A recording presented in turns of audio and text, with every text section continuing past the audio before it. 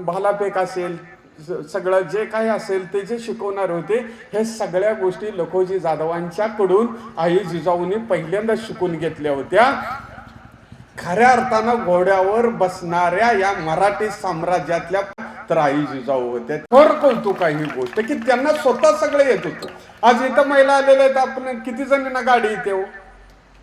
गाडी किती जणांना येते? आता हात वर करा बघू, येत्या का तुम्ही? म्हणून सरपंच झालं आले. आता त्यांना आले तुम्हाला आले नाही म्हणजे तुम्ही खूप कमी असेल, लगेच रेल्वे खाली जाण्यासारखं काय नव्हतं. आपण शिकू शकतो, एवढं काय बघा आपलं आयुष्य संपलं असं नाही. पण आपण ध्यानात घेतलं पाहिजे का नाही सांगा? ह्या सगळ्या गोष्टी आल्या पाहिजेत का नाही? मग आपल्याला गाडी येत असली तर आपण लगेच आपण गाडी घेतली, माहेरला जाऊन आलं, आपल्या मनाला आनंदी मिळणार आहे का नाही सांगा? साधी गोष्ट आहे का नाही? मग सासवाने सुद्धा आता सून गाडी घेते म्हणलं लगेच तोंड पाडायचं नाही. मी बघितलं सासवा लगेच आता हे असलं शिकवायला लागली.